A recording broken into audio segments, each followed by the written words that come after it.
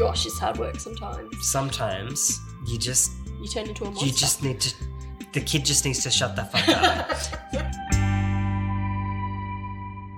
Welcome to Psychocinematic, a podcast where we analyse depictions of mental illness and disability in popular film and TV. I'm your host, Stephanie Fanasia. We acknowledge the ancestors, elders and families of the Wurundjeri people of the Kulin Nation who are the traditional owners and custodians of the land we're recording this podcast on today. We pay respect to the deep knowledge embedded within the Aboriginal community and their ownership of country by elders past, present and emerging. Thanks for that acknowledgement of country, Michael. Thanks for inviting me to Spake It. How are you today? I'm very well, thank you. How are you? How much COVID do you have today? I'm on day 5? Yeah, you are. I'm fine. It didn't hit you too badly? I had a bad 24 hours. You got through it much better than I did. I've had 4 doses of my Vac though. Yeah, but you are immunocompromised. But I'm not, okay? But yeah, I had it before Michael, everyone, and I felt like shit. Are you proud? The whole time. Was that? No, I'm just It's not a explaining. race. It's not a race. No, Scott because Morrison. If it was a race, we would have lost because it took us 2.5 years to catch it. Yeah. But I'm sort of almost glad that we have come through it so that we know what it's like, I guess. I would have liked to have had it after 5 doses. Wouldn't we all, Michael? So today we are bringing you a movie that you would not let me watch with you for many years. I think, no, you're getting that. People are going to find what you just said very confusing. The number of times that we scrolled through this film on various streamers and Steph was like, let's watch this movie. And I was like, nope. Very too afraid. And then, I don't know, we were just running out of things to watch one night. I was like, come on, we're going to do it. He said, all right. And I acquiesced. And now we're talking about it for a whole podcast episode. How do you feel? If you haven't guessed by now, well, I feel fine now. It's the Babadook.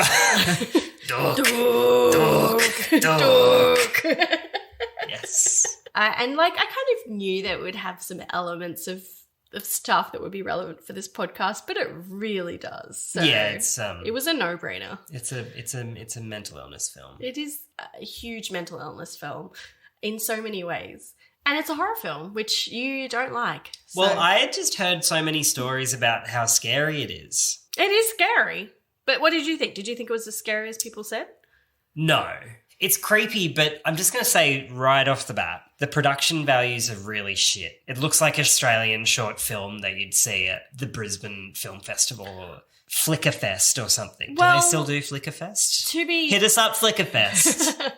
Well, actually, they had to reduce the budget for this film because it was by Jennifer Kent, who is an Australian film. It's an Australian film and she's an Australian director. She did The Nightingale, right? She did, which she did after the Babadook. Yeah. And she did Chopper, didn't she? Okay. No one understands your humour, Michael. She did not do Chopper, everyone. Sorry. Jennifer Kent sought out to make a very specific film and she worked with Lars von Trier on the set of Dogville to get some experience.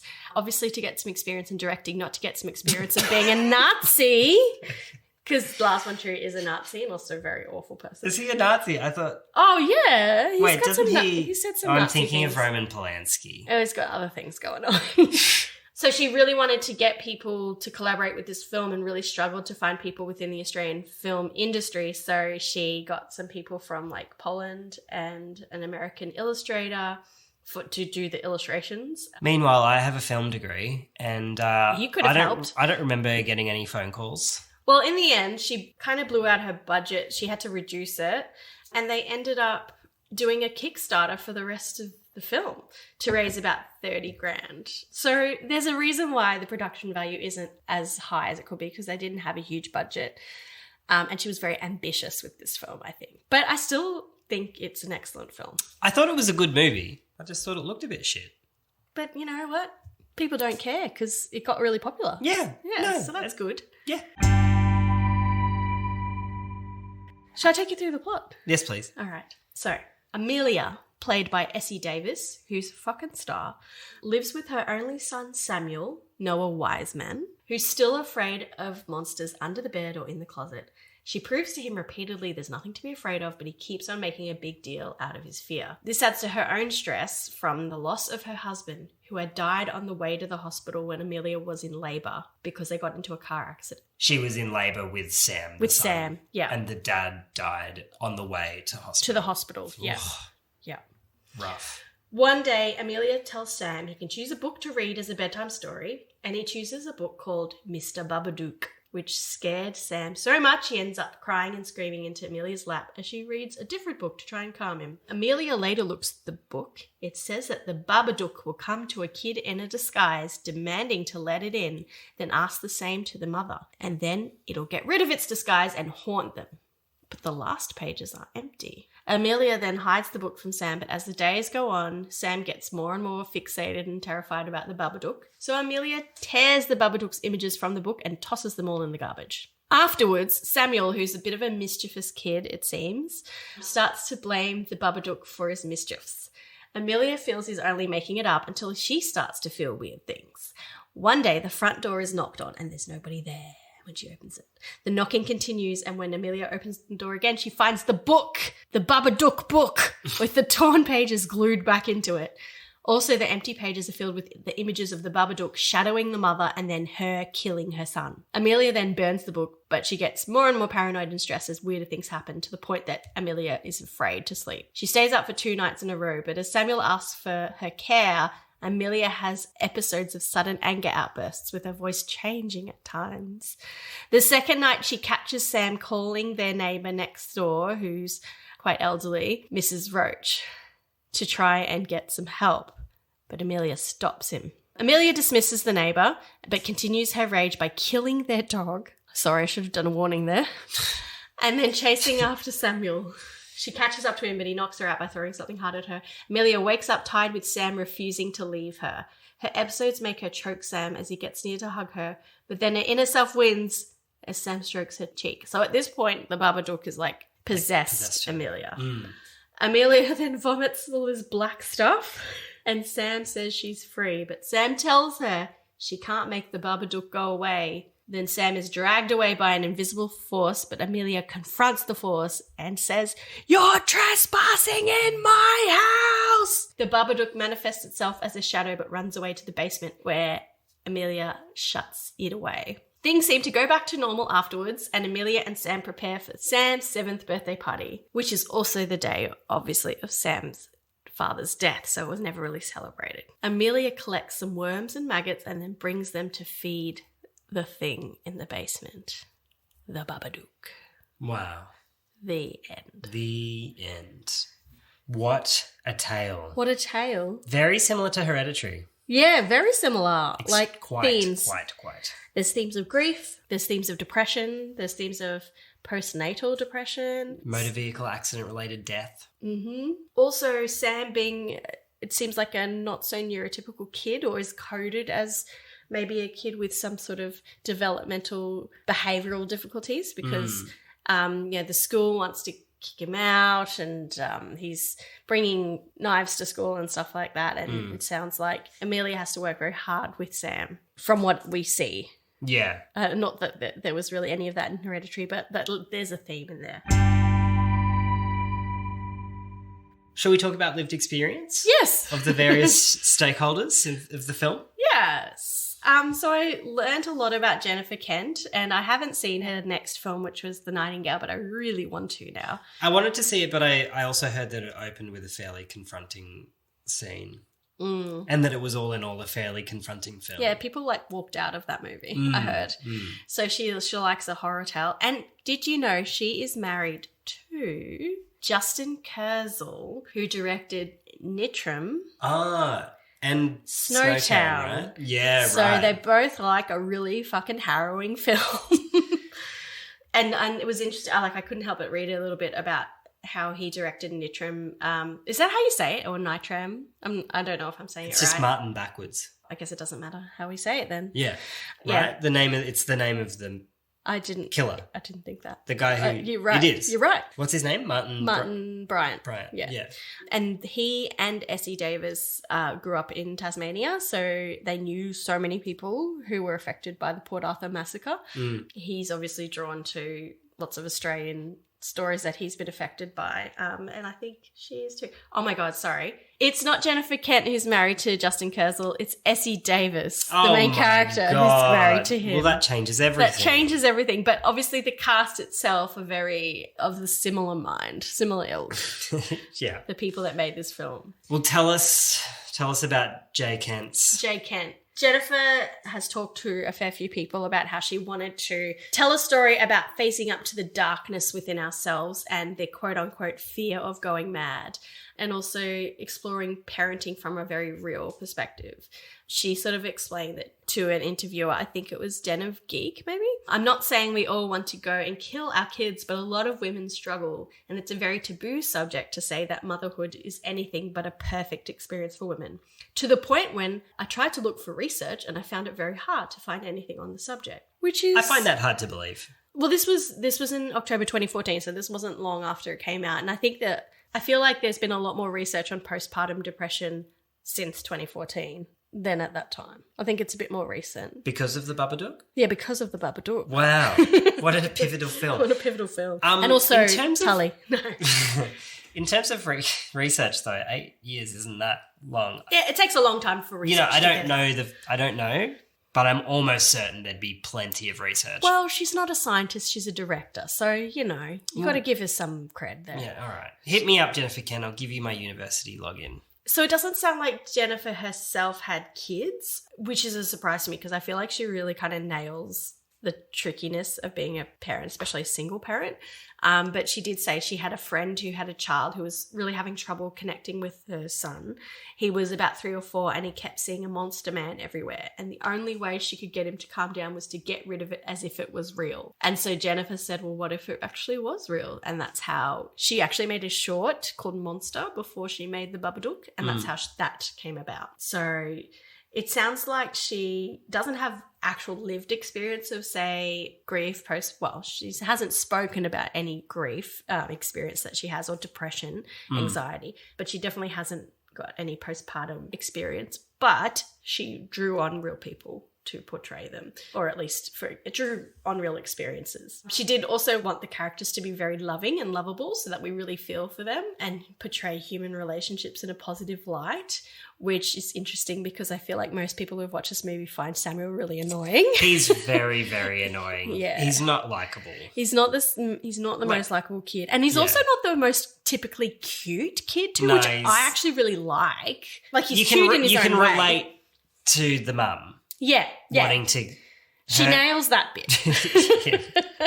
Yeah, he's a really, really irritating. Especially when one of the first scenes that we see her kicking the back of the car seat, that would shit me. Yeah. Fucking stop. So she does, I feel like she really does nail it, even though she's really not, she's obviously come at it from some experience of herself, but not specific to what's happening in the film. Not a pass. Not a pass, no, but... Sorry, Jay Kent. But I still respect her. You can respect somebody if they don't have lived experience. Yeah. You can. Can you? You can. Do you agree with that statement? No, I'm just saying, I'm not mad about it. You could have fooled me. Essie Davis, I've seen her in so many things over the years. She's probably most popular as, Miss Fisher's Murder Mysteries, yes. She is Miss Fisher. I didn't know that. Didn't you? Hot diggity dog. Do you watch that? Yeah. She's such a liar. No, I don't watch it. Oh, she's also in Nittram, where her husband's film. And she played one of the characters in Cloud Street. I remember seeing her in that. And I don't know, I just was really drawn to her. I don't know what it is. But yeah, she was so good in this movie. She is good. Oh, she's just so drained and exhausted. She's also a mother of twin daughters. So, she already must really passes.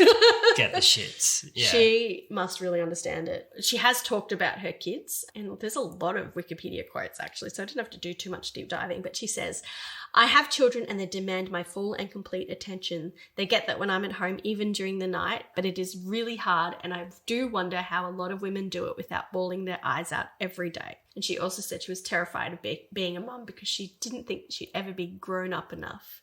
But I'm sure she agrees with me that you don't have to be grown up to be a mum. No. I'm a little child raising a child. I mean, yeah, she's raised some kids. She can understand that it's hard. But it must be really hard to be a mum of twins with a dad who's a director, like a big director, big Australian director anyway. There's no Baz Luhrmann, but you wouldn't want that. And a mum who's a big Australian director works like once every 3 years or something, but to be fair. You have to work in the harsh Australian desert, Michael. Yeah. You have to work in the UQ car park for Mad Max. But Essie's in a lot of stuff. Yeah, she sounds like she's probably the busier member of the family. Marriage. Well, being a director's not like, it's hard shit. Anyway, I've done it. You know, it must be really hard to raise two kids who are both babies. Yeah, look, and have a career at the same time. It must be hard. I'm not calling it lived experience, though. Because they're probably richer than we were, and that Essie Davis her her character husband, was. There's no, major, massive trauma. Like, I feel this movie is about... as far as we know. But, you know, you don't have to have lived experience in every aspect yeah, of the movie I know. I'm just skeptical. I'm just being biased. But also, you know, there's no comparison of trauma or of hardness too. You can have experienced a little bit to draw on it, I think. So I think that's good. Also, Jennifer Kent and Essie Davis went to NIDA together, which is the big drama academy in Australia. Probably traumatised by NIDA, TBH. But, you know, they were friends, so of course they drew on each other. That's all I really got for lived experience. I didn't look into Noah Wiseman, who, you know, was 7 when he was in this movie. Children don't have... I would really hope that he doesn't have any lived experience of this movie where he was born on his dad's death day and had to, like, save his mum from a monster. So... yeah, didn't look into him. And also there's no information because he's a child, which is good. But that's what we want from the internet. You don't have to keep justifying this. People understand. You're mad at me tonight. Mad as me. Hell. You're as mad as a cut snake. Gonna take it anymore. All right, let's talk about the accuracy of this film. To sort of summarize what Jennifer Kent was sort of wanting to portray in this movie. I think this quote is really good. She says, "For me, what was horrific was what had happened to this woman, and the fact that she couldn't face it was her greatest terror.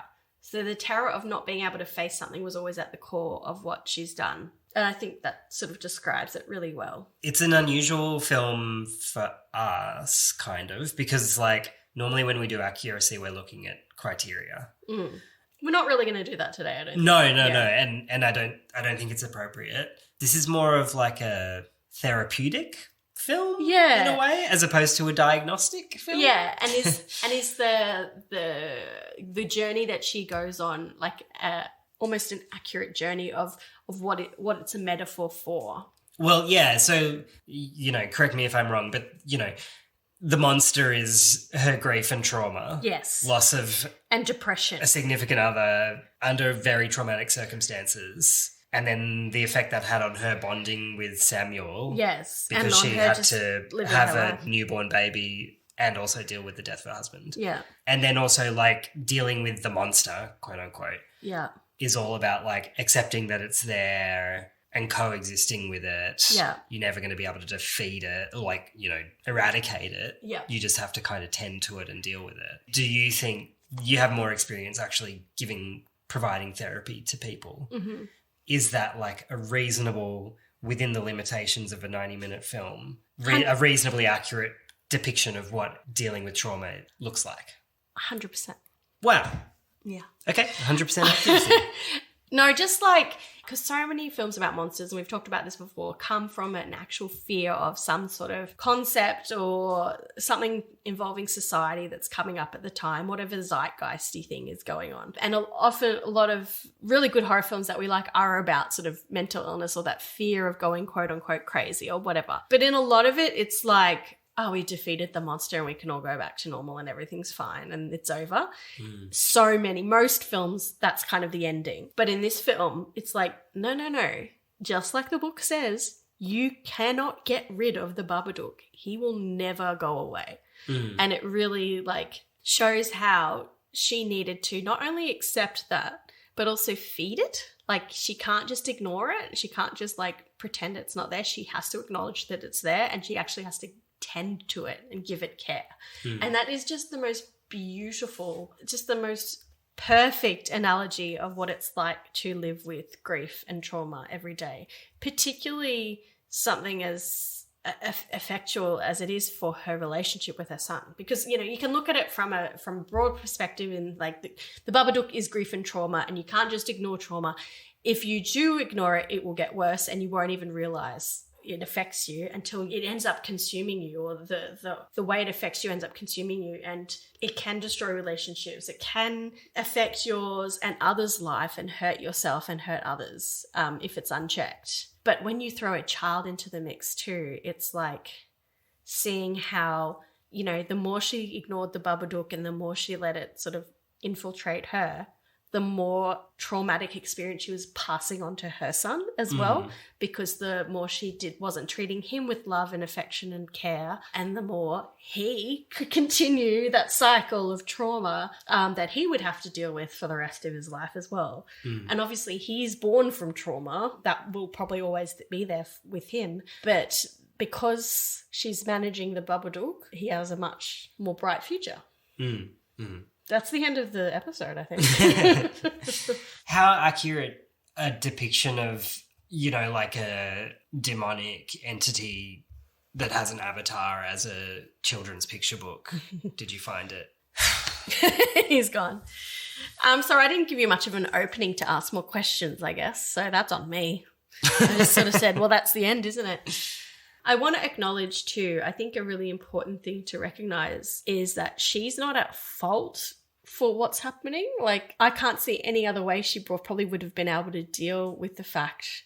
She killed that dog. Oh, no, that's her fault. But like, she couldn't process the trauma. Like, as soon as Samuel was born, she was also left without a husband or a support person, essentially. So she's got this little newborn who needs 100% of her love and attention, and the worst thing in the world has just happened to her. So she doesn't have time to think or do anything. And how old is Sam I think 7 at the end of the film. So like she's sort of just blocked it off for 7 years.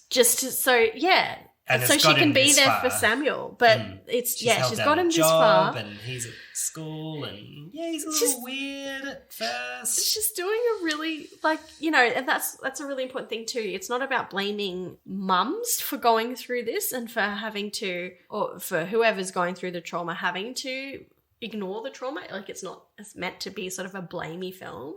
It's just like, okay, you've gone through it. Now you have to actually face that trauma, which she obviously hasn't even tapped into because she can't. Like, you remember what it was like having Casper when he was born. Like, your entire life is devoted to that child. And even when you did have to go back to work, like, we were working from home. So it was like every 5 minutes. Like, Casper's doing this. You know, your sleep is fucked too. And like, I really like the depiction of how fucked her sleep is. And also, as you know, his sleep as well. And it's very parallel with my sleep, our sleep at the moment too, because Casper's often in our bed. It's like she has to live life sleepwalking and just get on with whatever she needs to do at the time with as much energy as she can give. And that's how you would just have to handle it when you're just by yourself, especially given that Sam is a kid with maybe a few more extra needs than other kids as well. It's so relatable. It's super relatable. And I'm, how did you relate to it in terms of the parenthood stuff? I guess that I liked that it was kind of a warts and all look at parenting. And I was about to say, you know, my experience of parenting has been like, you know, the highs are really, really high and the lows are like dizzyingly low or whatever the right word was. Dizzy. There aren't really any highs in terms of parenting in this movie. A bit awful. No, in the movie. Oh, right. I don't know. It's nice to feel a bit seen in that respect. I think what really related well to me is just that while you were away for work, that sort of day in, day out, wake up with child in bed, be at their beck and call as much as you can till you go to work, and then come back and deal with it all over again, and then go to bed and try and get some sleep, and then they want you to come to bed. And that sort of rigmarole that over and over again, that really rang true to me. And of course, I've got a lot more supports than it seems that Amelia had in this film. And, you know, it wasn't anywhere near as horrific as this film was. You know, there were moments in the last, you know, couple of months when things got a bit hard, where I was like, I can see myself turning into the Babadook. Yeah. And just like, you know, feeling a bit like Essie Davis's character in this film and going, oh God, no. Am I turning? Yeah, but you know, it's obviously a different kind of situation from what goes on in this film, but I feel like they really nail that when you have no energy or when you're going through something yourself, how hard it is to be there for your kid when they're at their lowest too. Yeah. And obviously it resonates with a lot of people. Mm-hmm. And I think I guess the biggest fear in the film is the fear of being a bad mum, which I have constantly. And I know you have that fear too. Yeah, and I don't know, just guilt and worry are such central parts of parenting, you know, feeling guilty that what you've done is bad and feeling worried that what you're going to do next is going to be bad too. And then if you do something good, you think, oh, have I spoiled them for them being happy right guilty. now? Yeah. Like, and there's nothing, you can't do anything right sometimes. No. Yeah. I guess that's why motherhood and parenthood and birth and children are such a common thing, metaphor, theme in horror. Yes, I was reading an article from someone who related really hard to this movie, who was just saying, like, this is what she said, there's the ever-present fear that every parent has of their child being in danger, but there's also the fear of your own identity getting shifted and transmuted after childbirth. How does being a parent change your fundamental self? Still, it's rare for a film to reckon with the messy bits of parenthood, those moments that don't make easy fodder for a mummy blog or fun anecdotes, moments when you simply don't have the patience or energy to be the parent your child wants and needs you to be. And I just totally agree with that, especially that mummy blog stuff, because it's so mummy Instagrammers too, particularly. And there's so much that I follow, and I'm guilty of it too. I'll post be like, Casper and I had a really good interaction today where I like told him about emotions and it was gorgeous, and you could do this too, guys. And that's like 0.5% of motherhood, those moments. And also that fear of losing your identity. I've always had that as a mum. But I think the reason that like motherhood and bodily type things, I think it's more core than that. I think of like Alien, things exploding out of people's bodies and like the death and the pain and the leaving your the body violence. in ruin. Yeah. Well, motherhood is a violent thing. Most people at some point of childbirth could die very, very, you know, it's a very fine line between life and death. As a doctor, don't you agree? You could reel that back a touch. But yeah, it's high stakes stuff. It's really high stakes. Like, you know, if we didn't have the medical system we had, a lot of kids would die in childbirth. Yeah. You know, they did often back in primitive days. Like all horror is about a terror of a change coming yes. to it's all about change. You, the viewer. Yes. And yeah, what could be more of a change than child rearing? Yeah. And then it's a horror film, so you need to make a fucking ghoul or whatever. But it's also for her in this movie, like her identity is pretty much gone because it's just trying to get by, and she's not, you know, you see her with the interaction with her colleague who's obviously a romantic interest, like he's interested in her, and she's just like, nah. Like she's not allowing herself to have anything that's herself. Props though, she does try to masturbate, which I don't know how she'd have the energy to do that. But anyway. Inaccurate. That is one inaccuracy. You know, she's lost her husband in a very traumatic situation, and now she's a mum. And she's just trying to pay the bills. She's got no room for identity. So it's completely stripped away from her. So it's scary. That is fucking terrifying. Yeah, it's scary without and that's why it resonates. And that's why, you know, the Babadook isn't the enemy. I mean, the Babadook is no good. I love the Babadook. Do we want to talk about some of the other characters? Yes. Samuel, as I said before, he's kind of coded as like neurodivergent or obviously he's got some behavior issues at school, some social trickiness. He doesn't have a lot of friends. He pushes his cousin out of a tree. Samuel. He brings a weapon to school, and like Amelia really struggles with him, is particularly the fact that he still believes in monsters and makes weapons to kill them. But he was right; they were real in the end. I mean, like the last job that I did, we got, we got new referrals of new kids every day, and then you'd present them at the meeting the following day. And like, I'm just imagining like, we got a call yesterday from a 7-year-old boy, he's a bit dysregulated. He's got some odd beliefs about monsters and, low social skills. Yeah. It's just like bread and Textbook, butter. Yeah. Child and adolescent mental health. It's true. It's like accurate for how these kids present. I'm trying not to like put labels on him by just sort of explaining what happens in the movie, but I've seen lots of kids like him in schools that I've worked with. Yeah, totally, right? But he'd come through a psychiatrist assessment with like, it'd be like query ADHD, query autism, query oppositional defiant disorder. Oppositional defiant disorder. And and in the end they would just be like depression with traits of all three of those things. And they'd probably chuck in borderline or something. Like fucking No, boys don't get diagnosed with borderline. If he was female he would, even though he's 7. But the psychiatrists want to put a label on it. I'm sure you'd agree that it's just trauma. Yeah, Like it just boils. But he could also be neurodivergent. Like he has a very rich imagination about monsters. He also seems maybe he's got some sensory stuff. I don't know, possibly. He self-stims with constant screaming. He screams a lot, and like I felt for Amelia a lot. Yeah. It shows how grating it can be to, even though you want to be very affirming and loving and supportive of kids like Samuel, but gosh, it's hard work sometimes. Sometimes you turn into a monster. You just need to. The kid just needs to shut the fuck up. That has been one of my experiences. Yeah, but you know what? Sometimes it's a need that's not being met. I'm doing the best I can. I know. Casper, I'm doing the best. But they're too they don't have the skills I know. yet to tell us what the need is. I'm just joking. So we have to work it out for ourselves, and sometimes it's very hard. Yeah. And sometimes the need is to scream.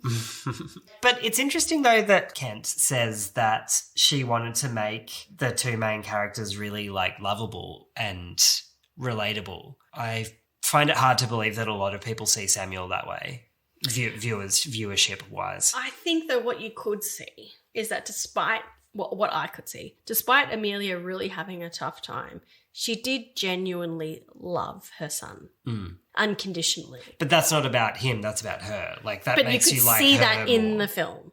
That makes you like her more, but I don't think anybody likes Samuel, except for her. I don't think the audience likes Samuel. I think she may have stuffed up there. You're right. Yeah. It's like you say, that he's, I believe your words were, he's pug ugly. I think that's what you said. I think you said no, pug. I didn't. You said pug ugly.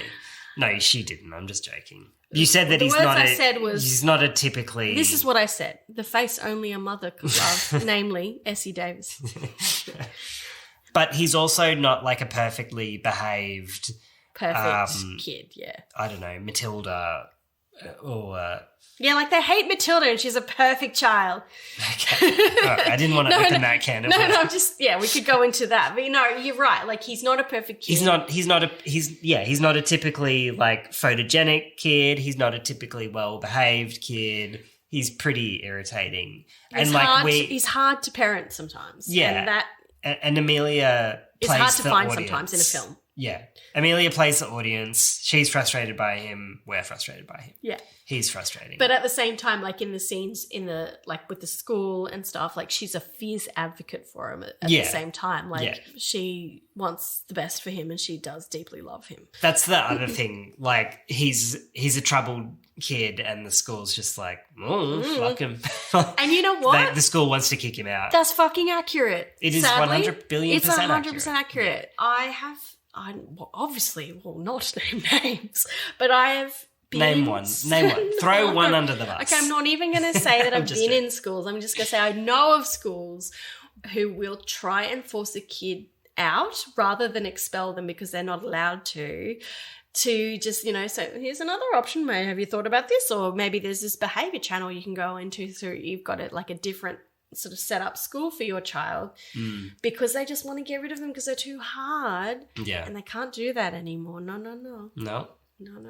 But, they'll pull some strings or go through different channels, so they're not like doing anything they're not supposed to by not just expelling, because you have to go through a process before expelling a kid, because every child has the right to an education at whatever school they're available to attend. So it's sadly a really accurate part of the film. And this is an Australian film in Australia. But hopefully with new reform and stuff, that will be a bit better. I don't know anything about it. Oh, the reform. It's my bread and butter. Michael, what did you think of the sister character as like someone who's watching someone go through what Amelia goes through? She gets a bad rap. I mean... Amelia or the sister? The sister.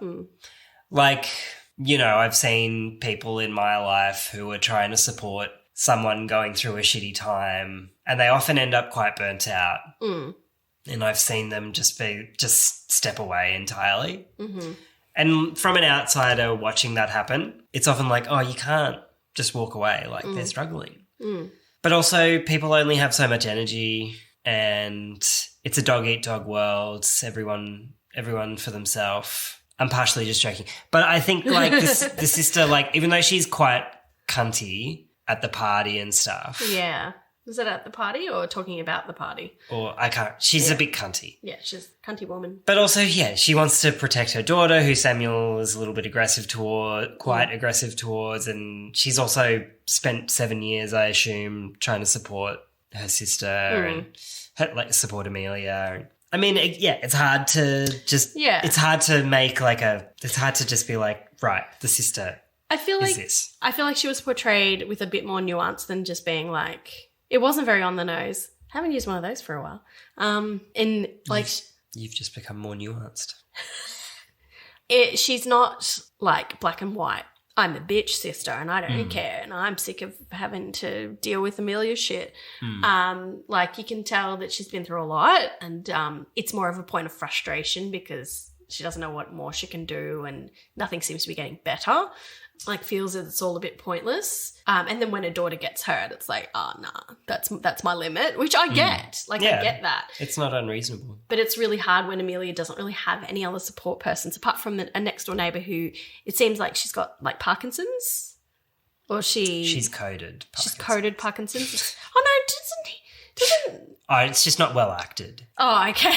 No, doesn't she say to Samuel that she has Parkinson's? I think so. Yeah. I can't remember now. Sorry. Anyway, I guess we're supposed to know that she's quite a frail old woman. Like, she can't do a lot for herself. She, Amelia takes that being said, she's walking around to the neighbour's house and stuff. Like, she's actually doing pretty well. But, she's not someone that Amelia can rely on for more, like, physical things, like she doesn't have a person who could like do the plumbing for it, like call her, like fix the plumbing or whatever. Yeah. I've got a hole in my wall. All these cockroaches keep coming out of. Hey, Darl next door, you can come over and fix it. So I think I didn't like the sister, and I feel like she could have probably. You weren't meant to. No, we weren't meant to. Like, we were supposed to see her as like a support that was there that's not there anymore, who gets turned away from Amelia. Which I think is like the message in the film of where, particularly with depression, when that takes over you completely, you end up pushing away a lot of people in your life, even though they could be helpful for you. But has Amelia pushed the sister away, or the sister's pushed? I think it's more the sister, but I think that's the message anyway. I think it's just like... mental illness can isolate you. I think it's just like, carer... fatigue. Burnout. His sister isn't really that much of a carer, though, let's be honest. When are we going to talk about the monster? People really related to this movie, as I said before. One journalist who is a single mum with 2 children on the autism spectrum, who also has major depression and anxiety. When she saw the film, she saw lots of really familiar, relatable moments that made her heart ache. And she said, which I'm sure I will relate to more in the future as well when I've got more than one, if I do. I love my children. My children overwhelm me, and sometimes I feel like I'm falling apart, and I'm going to break them along with me. I think she really nailed this depiction in all those ways. So, yeah, the Babadook, the monster itself. Like, I don't know, the CGI is a bit naff. I like that it becomes present.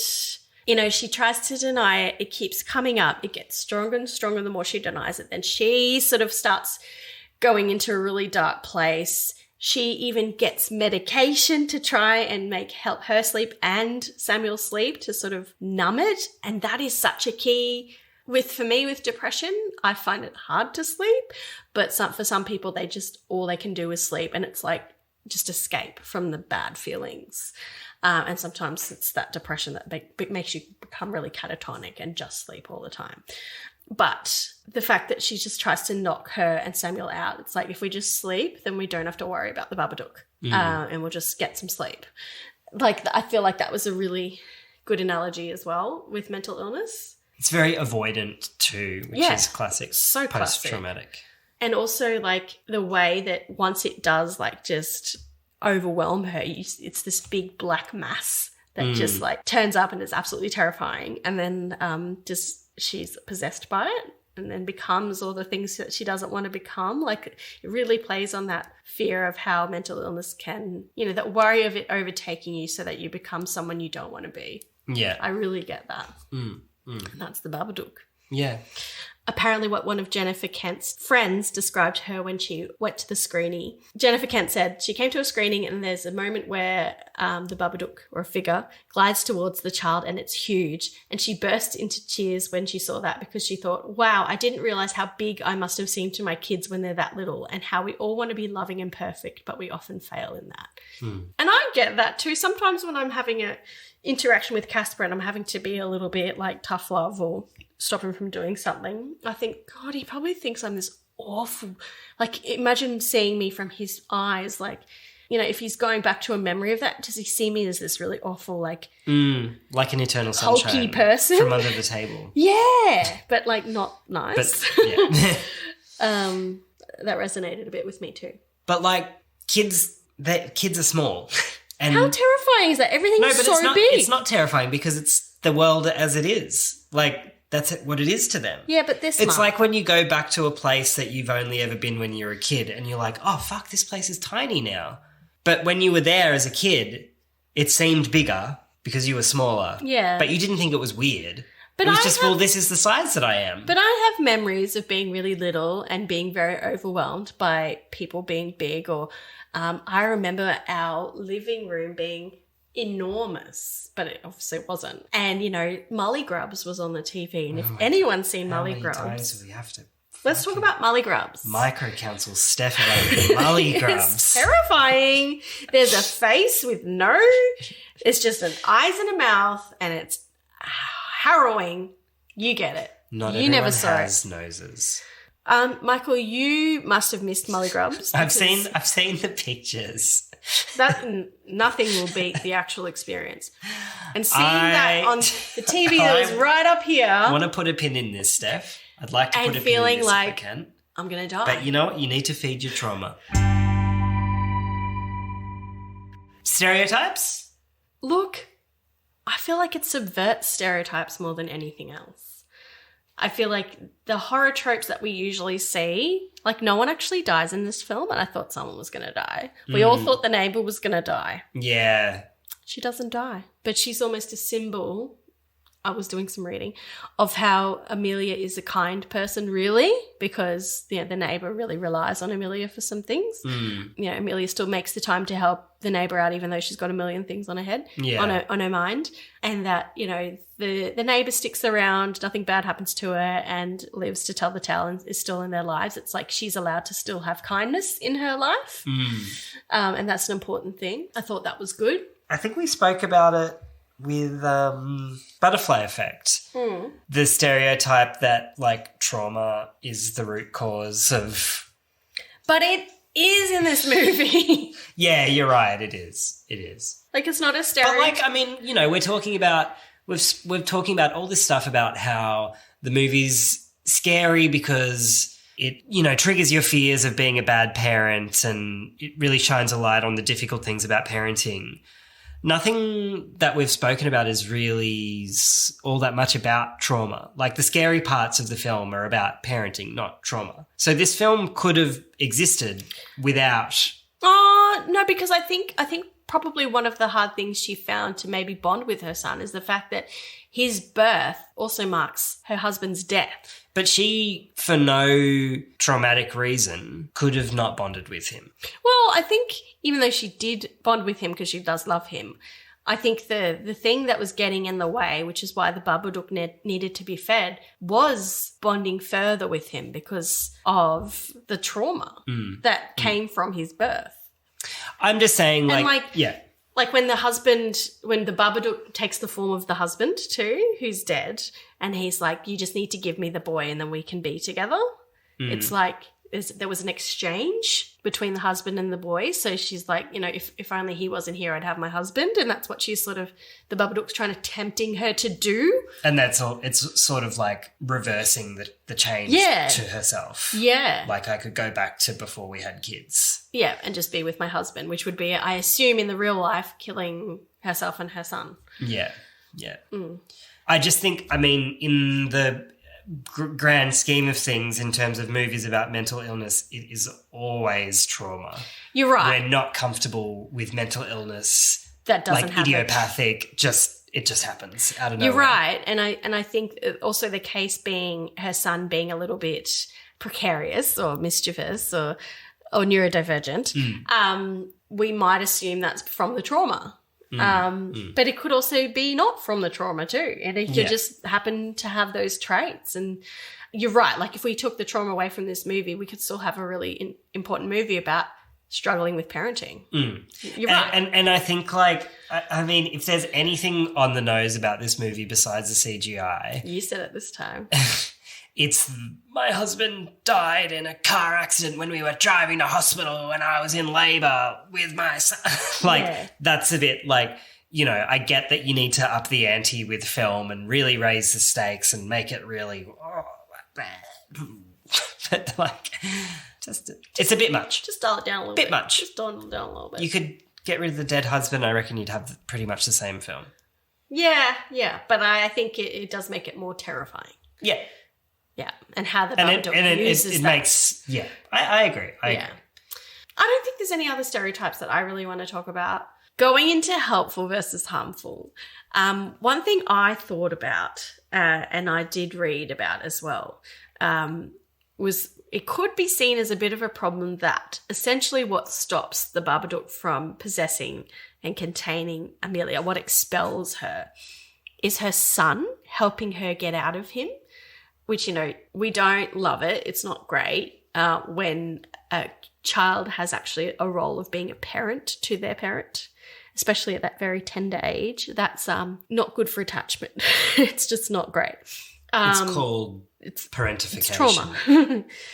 And it's a big risk factor for lots of things. Mental illness, disorders. Kids who are in traumatic or abusive or emotionally abusive relationships with their parents end up being the parent often, or having to feel like they have to be the parent. But I think in this movie, the significant trauma is already there.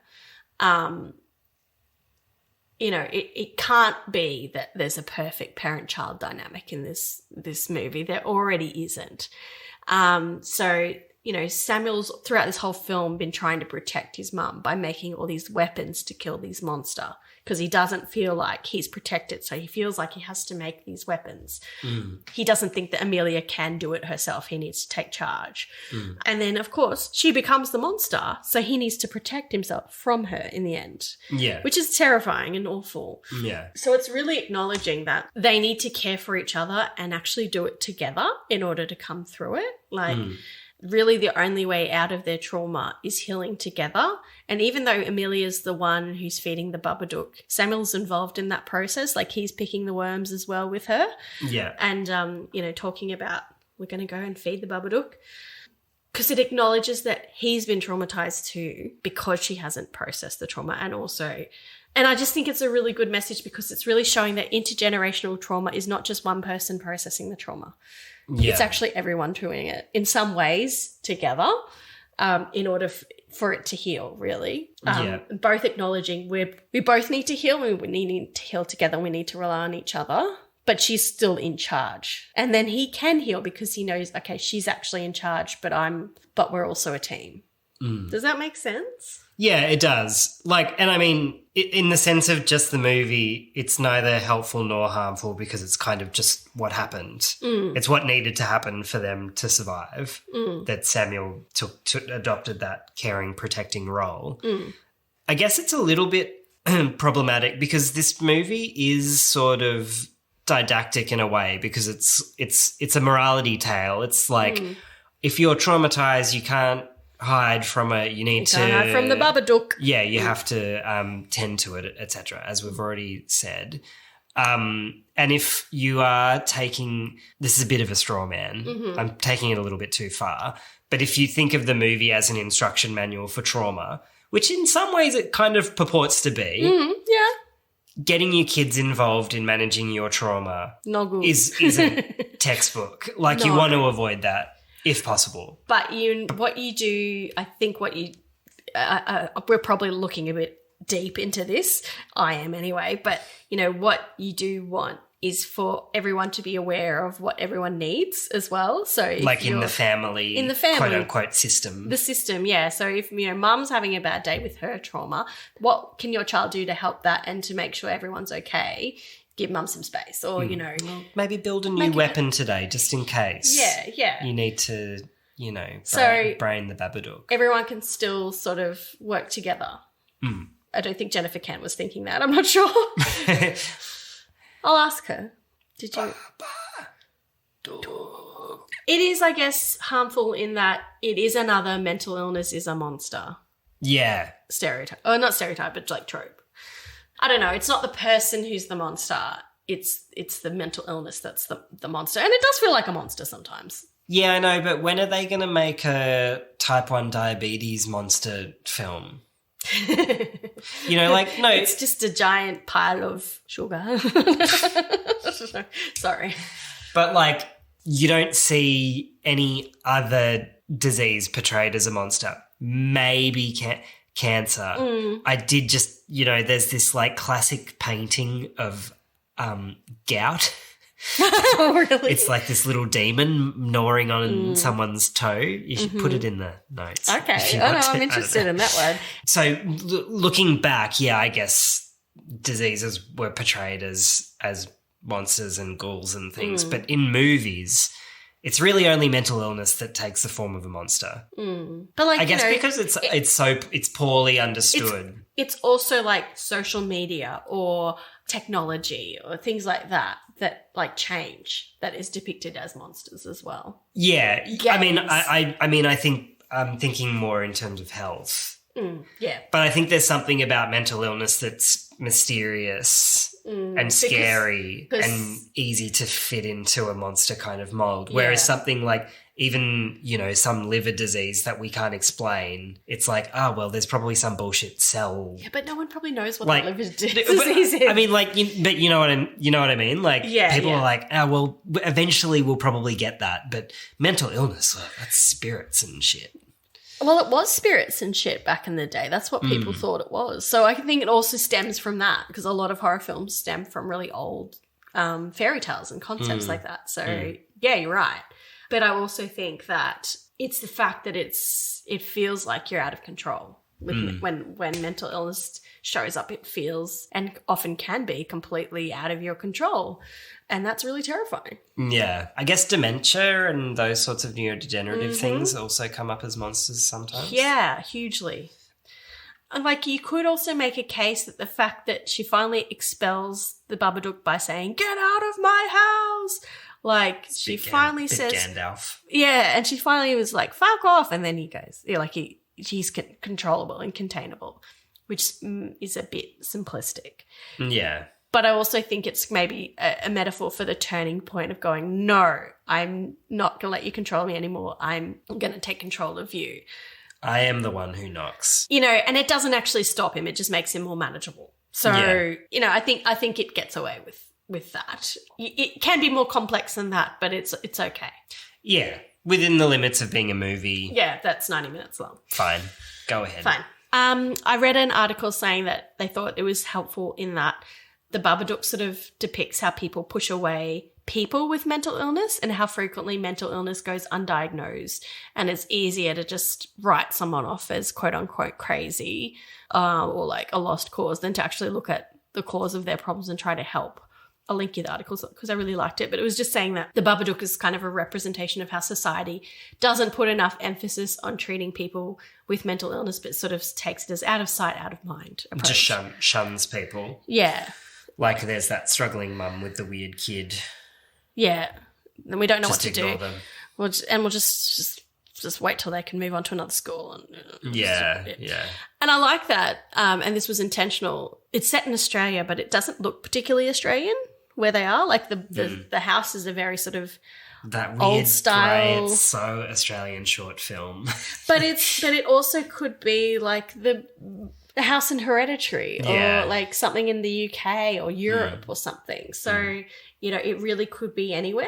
And I think it was filmed in Adelaide where there's a lot of, some of it does look quite European in Adelaide. Yeah, I've been there like twice. I don't know. I've never been there.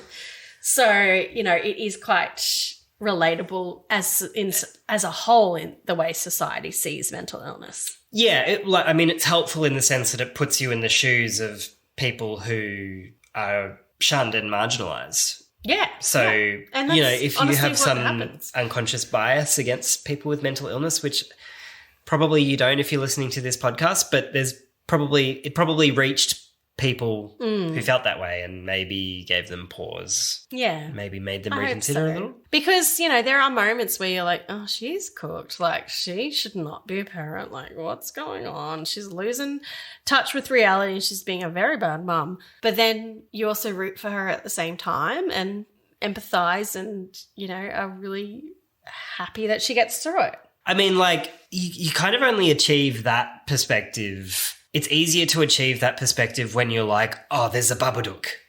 There's like a monster. Yeah. So that makes you root for her because it turns it into a... Yeah.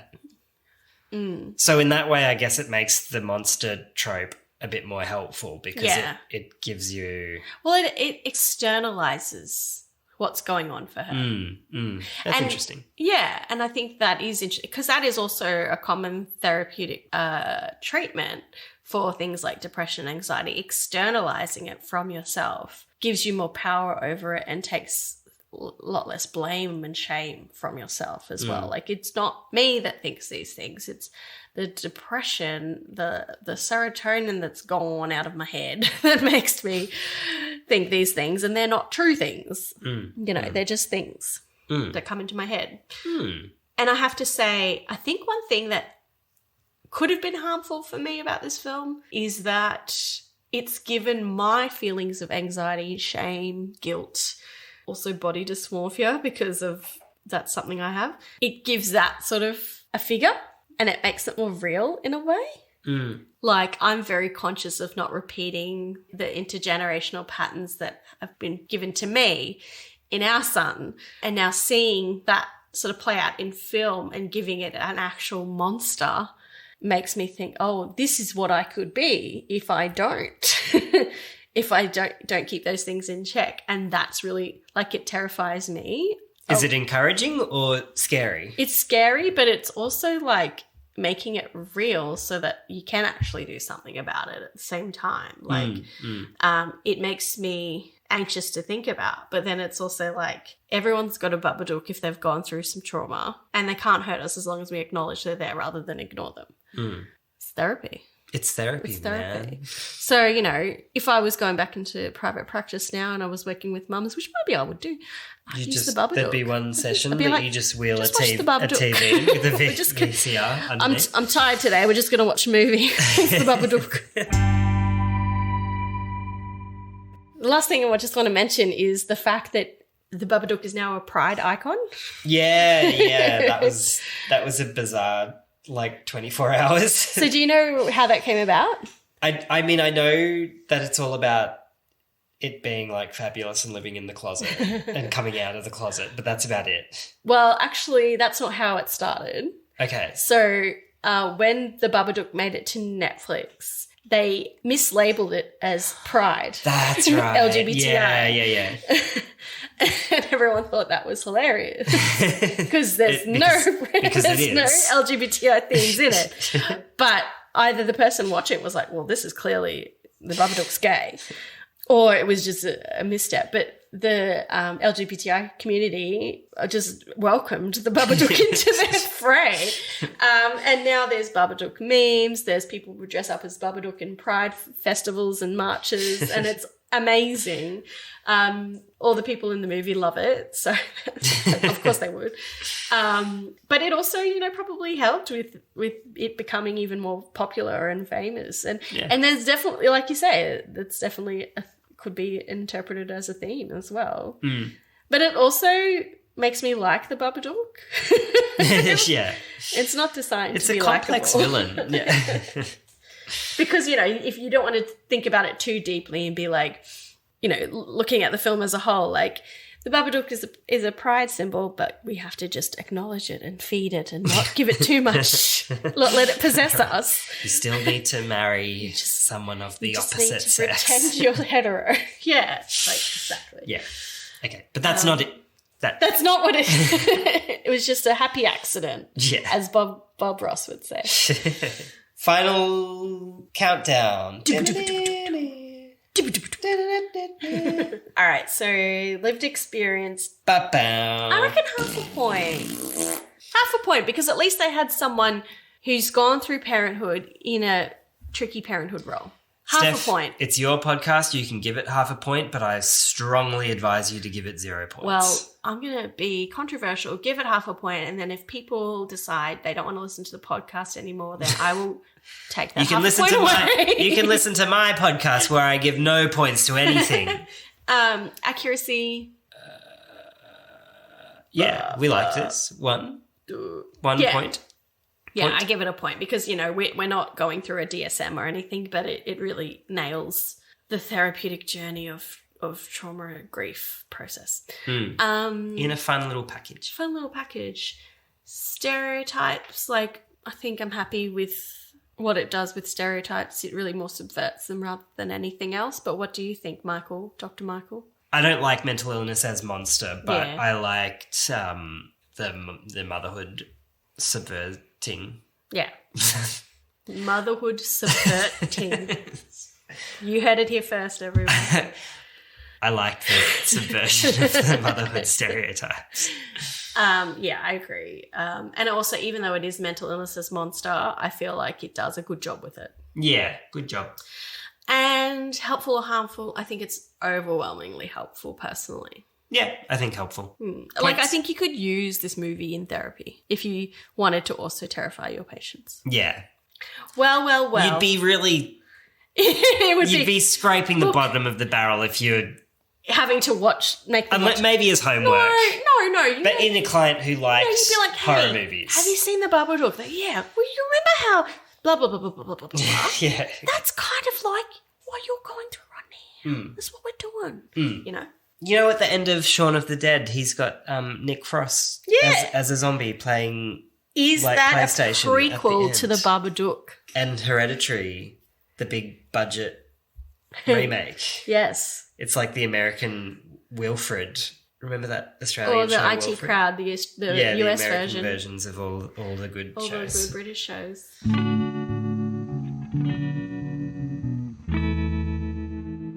Thank you so much for joining us tonight. You're welcome. Always a pleasure. Our first COVID recording. Yeah, post-COVID. Thanks very much for joining us, everyone. Don't forget to subscribe, rate and review us. Please join us on our Instagram. We just went live before this recording. We'll do more lives to come. Follow us on TikTok, follow us on Twitter, and join our Patreon where we will have lots of exciting things, including an interview with my dad. Once I can rope him into doing it. Bye. This podcast is not designed to be therapeutic, prescriptive, or constitute a formal diagnosis for any listener. For a longer version of this disclaimer, please check the episode notes on your podcast app. She tries to ignore it. It ends up coming into her, the more